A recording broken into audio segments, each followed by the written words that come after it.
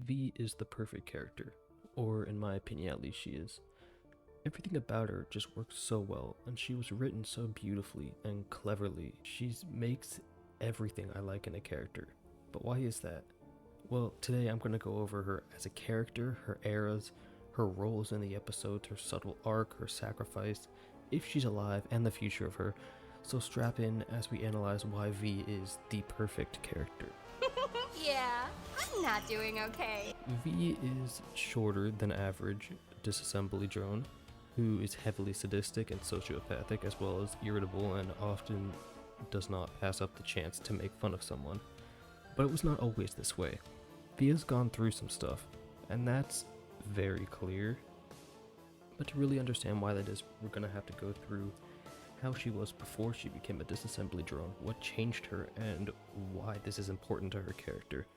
So first, let's take a look at the Elliot mansion and how she was as a maid drone working for the Elliot family. It's so okay. Sorry.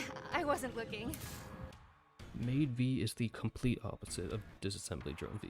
She is shy, easily flustered, quiet, and very kind.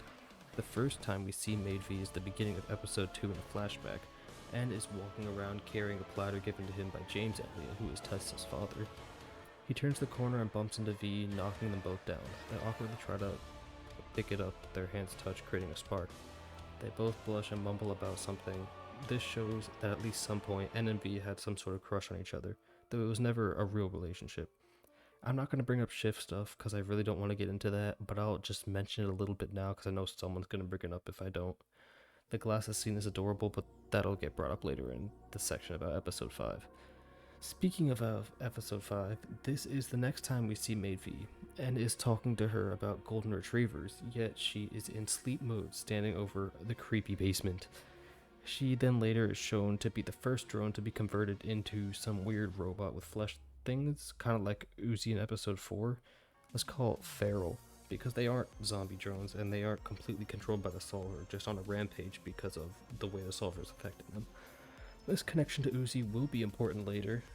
She also was in the basement scene, but once again, we'll get to that later. For now, let's move on to how she is as a disassembly drone. I've never seen that symbol before. Wanna do an autopsy to find out? After becoming a disassembly drone, she becomes much more unstable, highly sociopathic, rude, and confident. Though it is important to note that her old self is still there, and that it is hidden under layers of protection and a shell to hide N from the truth. She does this because she believes it is what is best for him, even if he hates her for it, which is her words by the way. I won't go over her individual appearances for this one because that is the next section, which I will be starting now. She doesn't get a lot of screen time in the first 2 episodes, but what the pilot does give us is a great look at her more sociopathic side that she puts out, not giving us a hint that she could be more than that, kind of like she does to N until the next episode though. She is in the intro sequence when the disassembly drones are mentioned, however that's not actually important, and she doesn't actually get name dropped until N is discussing the members of his team. Here we see her taking apart a worker drone, basically ripping out its entrails in front of its family, and then she laughs sadistically and drops the ever so iconic line, "And yet I still feel nothing." Great first impression, by the way. This shows us how far she has gone to the point where she doesn't even feel anything anymore after brutally murdering someone, and tries to make small talk, but she pretends she doesn't know who he is and acts surprised before flying away, leaving Anne a little distraught, and then reveals that he has a crush on V, probably a carry-on of his time as a butler bot. And while he doesn't have specific memories, he vaguely has this idea that he has a crush on V, even if it might not have been the case at the time. He just thinks it is because of his past, or maybe he really didn't and moved on after he realized she doesn't feel the same. It's unclear. But for now, let's see the next time she appears in the episode, other than the time she says she wants to practice balloon animals, because that's not really important at all. The next important time she shows up is after N kills the WDF. She says N's name and congratulates him for getting through the doors. This is likely a slip up on her part because she doesn't want N knowing that she cares about him enough to remember who he is, but if it is a slip up, she doesn't show it. Or maybe I'm looking too deep into it. Though with how surprised N is at remembering him, maybe I'm not. The next important scene worth mentioning is her fight with N. One thing to note is that she actually doesn't hold back against N. Despite probably caring for him deep down, she makes many attempts to end his life, or at least putting him out of commission, as we know disassembly drones can regrow their heads and limbs, so it's unlikely that she would have been trying to finish him off for good. She probably wouldn't have let Jay do it either, but who knows. She seems to be winning, though N was probably holding back until he licks her blade, which she gets disgusted by, and then N wins the fight, though of course not killing her. And that's all for her in this episode. Let's move on to the next. I hate your personality normally, but this is somehow worse. Admittedly, she does not get a lot of screen time in this episode, but I'll go over what she does have anyway. Obviously there's the flashback moment, but I've already covered that, so moving on. At first she just mocks Uzi and her solver symbol, calling it weird and concerning while blowing bubbles, and honestly, this is just a comedic scene to show her personality besides being a sociopath, though that's obviously there too, being rude, sarcastic, irritable, as well as loving to mock others. What's interesting though is at the end of the episode, in the beginning, N had her chained up so she wouldn't go out to murder the worker drones, and while he was out with Uzi, she cut the chain. When N gets back, he looks sad from Uzi being scared of him. She tries to get him to talk while not seeming like she cares. I hate your personality normally, but this is somehow worse. What am I being punished for?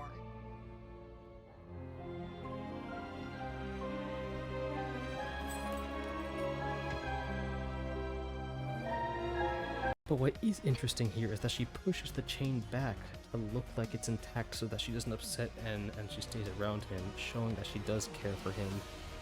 For the first time, that this is actually shown in the modern day, not including the flashbacks. Control everyone after? It's not vain. It's extra sinister. Episode 3 is when she really starts to become a main character.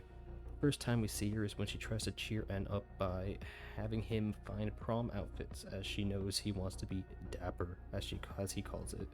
She then tells him that it's a murder plot, which N is not okay with, obviously. After N tells her that they cannot see the worker drones because they're too dangerous, she goes silent. After N starts yelling about Eldridge J and their past and looks a little traumatized, which N does pick up on. And after she tells him to promise her that he and Uzi won't look into it. She tells him that if he frees her, she promises to only kill what they need to survive. Just the two of them trying to pull at his heartstrings because she probably knows that he thinks he has a crush on her.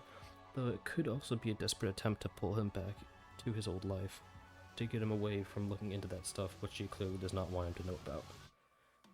When N tries to get her to talk about what she knows, though, she reveals that the chain had been cut the whole time, and then she decapitates him, and saying that she knows what's best for him even if he will hate her for it.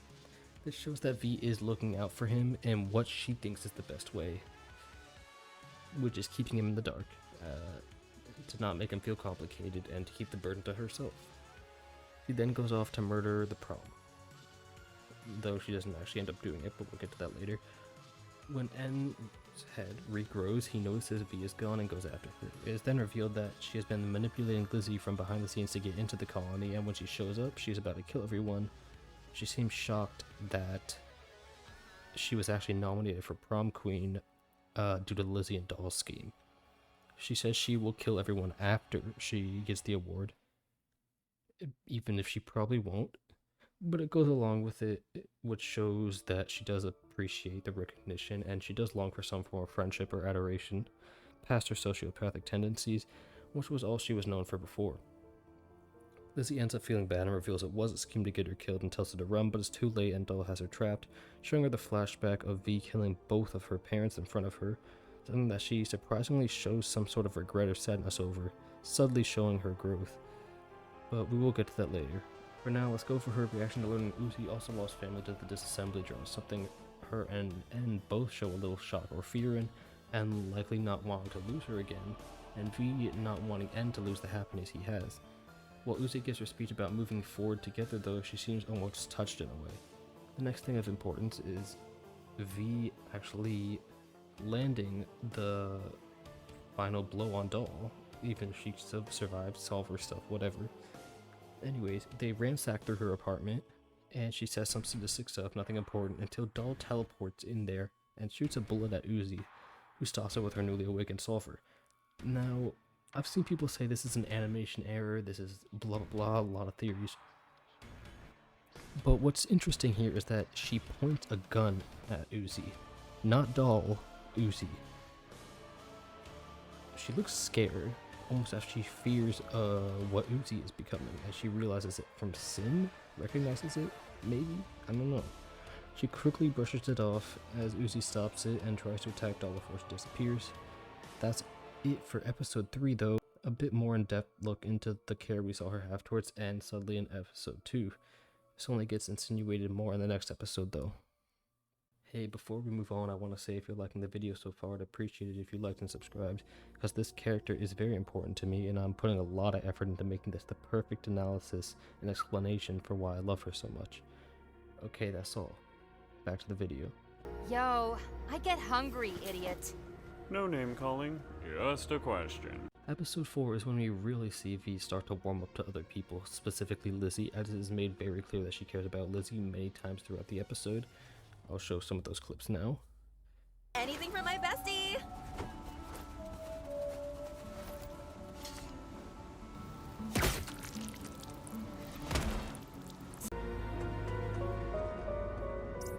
As you can see, she really did start to care for more people other than herself and Ed, and this will be very important to her role in episode 6 later on.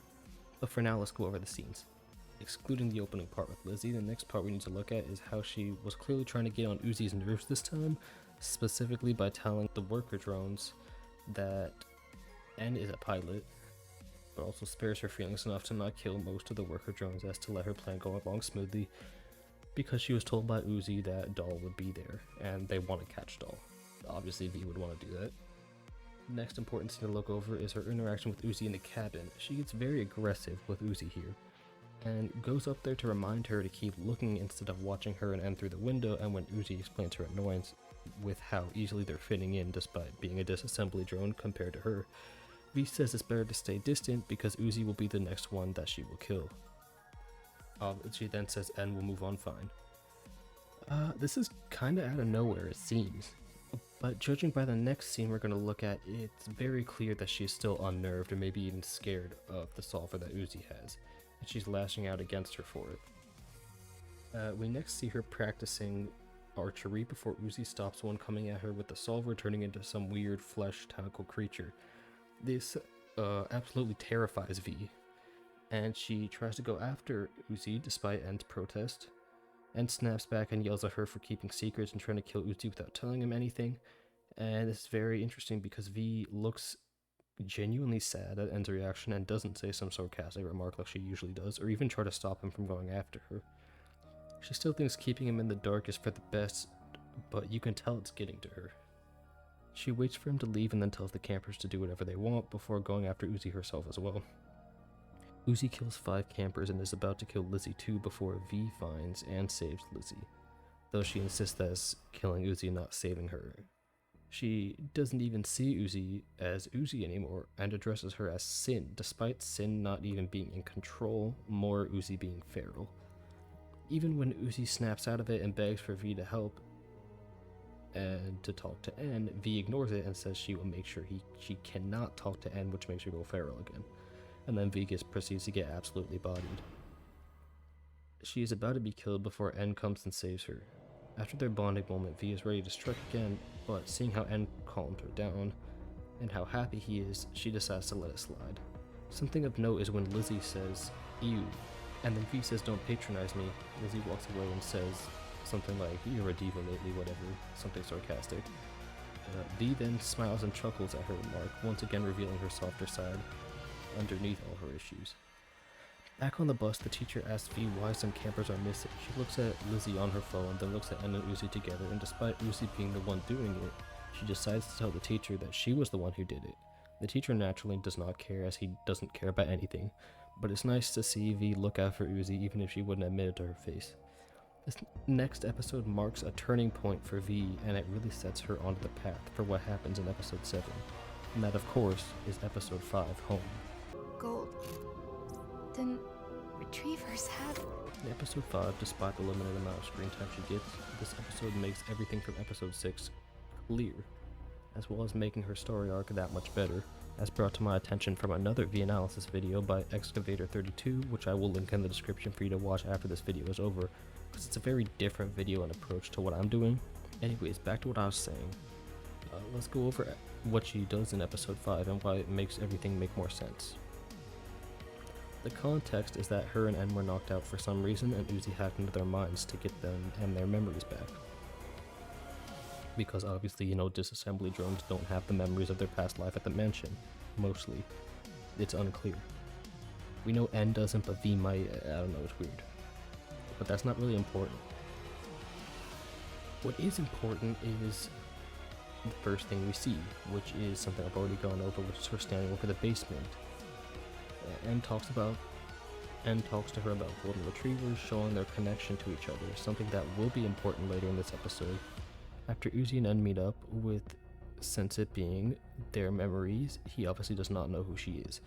They see V once again standing over the basement, but this time there's a worker drone's severed head on the wall above her, along with disassembly drone wings and oil showing her transformation.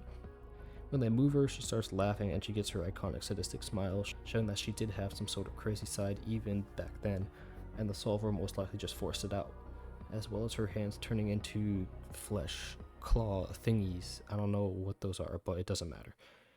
Next time we see her, she attacks Tessa, Jay, N, and Uzi, with Jay fighting her off while N and Uzi go to the basement. While they do make it to the basement, N asks Uzi if V is okay in the future, which she confirms for him that she is, making him feel better. The next important scene with her is when Sin lets her in to get her to remove N's memories and she's messing it up, which makes Sin angry, but N gives her the glasses that she wears most of the time to help her out, which seems to snap her out of her feral state for a little bit. And this leads to one of the most beautiful scenes in the whole show. Remember how he was talking to her about golden retrievers? Well, watch this. For an eldritch monster thingy? The solver of the absolute fabric, the void, the exponential end. Peep this?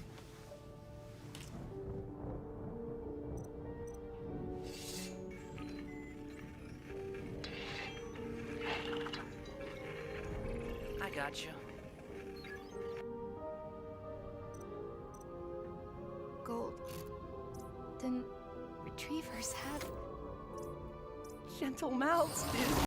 Honestly, that scene hit really different, and I know I'm not the only person who talked about this, because I've seen a few videos on it. This moment really was the turning point in the way that the show wants us to see V. We've gotten subtle clues, and it's always been there, but this is when we really see just how caring V really can be. It's honestly one of the best moments in the show. After that, Uzi gets rid of the memory problem, making them both recognize her, and then they wake up, with V being quite annoyed that Uzi saw that side of her. Despite this, however, after V completely got her memories back, if she was even missing them at all, she is noticeably more nice and understanding towards Uzi and isn't actively threatening her anymore. She's now, most likely because she now remembers how she went through her transformation, how it relates to Uzi, and how she's going through basically the same things she did. And because the things the two of them did are surprisingly similar, this is also when she starts to accept Uzi and N being together, because N helped her through her time when she needed it, and she wants N to help Uzi the same way, because she knows that she needs him. And this thing about needing each other will be important in a very heartbreaking scene in episode 6, speaking of which, I have been dreading this, because it makes me sad to talk about it. But let's go over her role in the episode that made V my favorite character, which is my favorite episode, episode 6.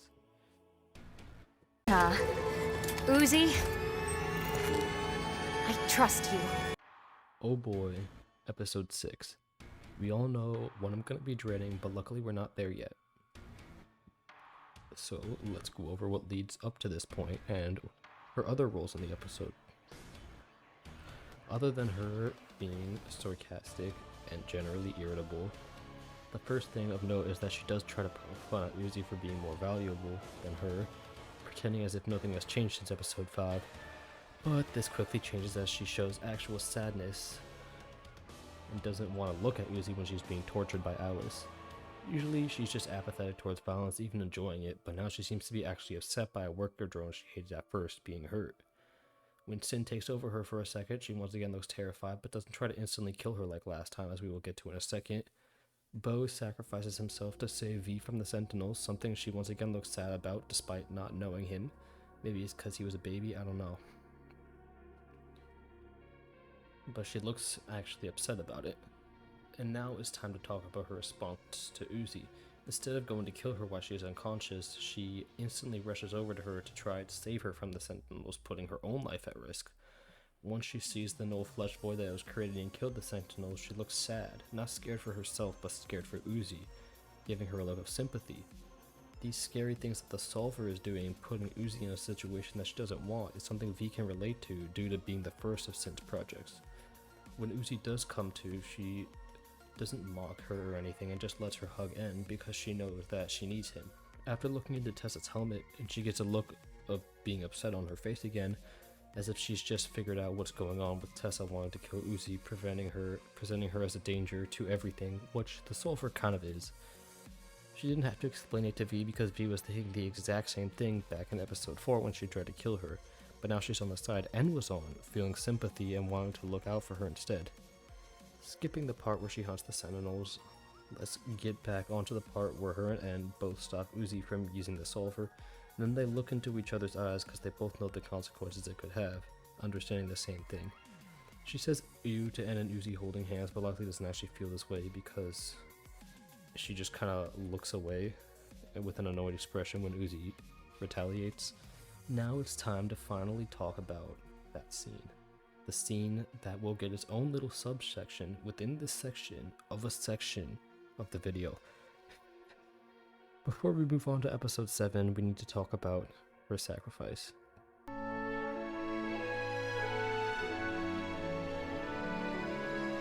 When people think V, they think end of episode 6. That's how it is. And that's for a good reason. This scene was honestly the saddest scene in probably like anything I ever watched. It's so perfectly written in so many ways, but also at the cost of being the saddest. First, let me play the full clip before discussing it.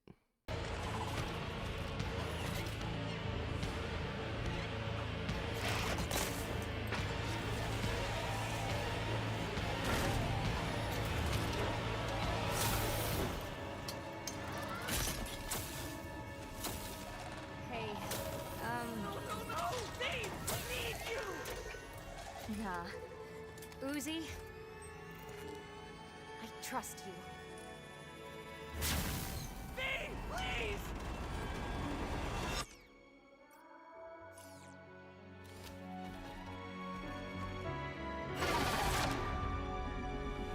Can you set me free? When Uzi gets controlled by Sin for a second, Tessa, N, and her go into an elevator. V continues to fight off the Sentinels. However, when one of them destroys the battery, she knows the only way for them to keep going is to make a sacrifice to distract the Sentinels and cut the elevator wire. The first thing I want to break down is that salute.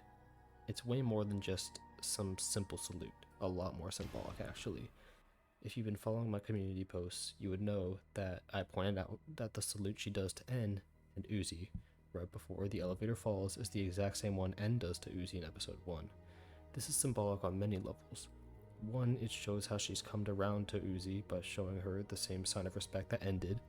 Two, it shows to N that she respects him and is thanking him for what he has done for her and Uzi by showing him the same symbol of respect that he shows to others.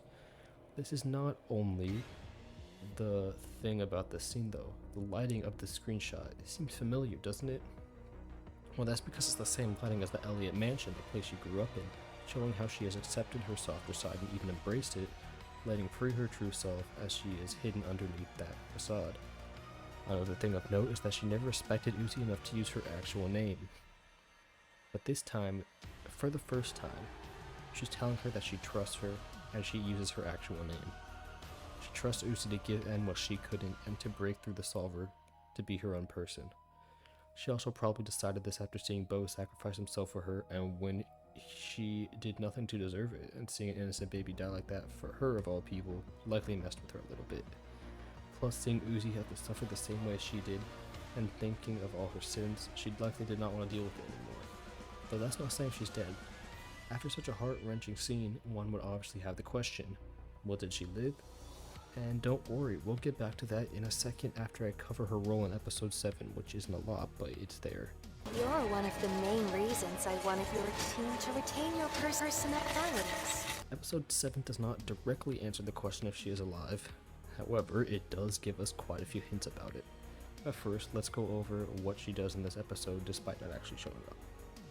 Sin uses V's maid form as a hologram to mess with and to remind him of what he lost, which really messes with him a lot. She also appears in the flashback of the disassembly drones killing the humans. In the actual episode though, she doesn't appear physically, but let's go over her being alive and some of the hints that were presented in episode 7 about that. I missed you, Em. Now, if you've looked into this as much as I had, the answer should be very easy. Yes, she's alive. And this is actually my third time talking about it on the channel, one of which has a dedicated video, so I might as well link it here. But in short, the secret friend couldn't feasibly be anyone except maybe Khan, but he's not a friend of Lizzie. And she's shown to have great fighting capabilities, damage resistance, so a few raptors shouldn't be a problem. If she is to come back, it can't be as an Eldritch due to Sin obviously not being her administrator anymore. So either she comes back just fine, or as a core like Nori. If it is the second option, she can be rebuilt pretty easily through clones like Jay. Now I wanted to make this section more than just that, because I've talked about it in detail already. So how do I think she's going to make a return, and what is her future? Well, obviously I think she's going to come back to Lizzie, who she has been texting, and break the news to Jay about Tessa, something that she was probably very suspicious of already. Also probably aiding in the obvious fight against Sin that will happen. So now that that is out of the way, let's do a little conclusion analysis of what makes her work so well. Better to stay distant, though. Don't you think? V is a character that has her character told, at least, in the beginning of the story, through reactions, little details, and things like that. She is the perfect example of show not tell, something the show really excels in. It feels more rewarding, giving the viewer a sense of accomplishment for finding these little details and connecting it to the bigger picture. Something not limited to just V. However, she is my favorite character for this reason. Her backstory really makes her who she is, and it makes sense why she would react this way. But not once did she ever actually talk about it. It is shown through the scenes like the ending to episode 2, beginning of episode 3, middle of episode 4, scene episode 5, her saving Uzi in episode 6, and especially the ending to it. I really do love V, and I hope this video explained why I do. And maybe, just maybe, it'll get you to love her more too. So with that being said, that's gonna be all I gotta say for this video, because it's already getting pretty long and I've had to combine a few sections already. If you've had any questions, leave them in the comments below and I'll make sure to answer them. While you're down there, make sure to like and subscribe as well as leaving any comments you can, because I really poured my heart and soul into this video, and I just want to get my opinions on V as far as they can get. So thanks for watching, and I'll catch you later.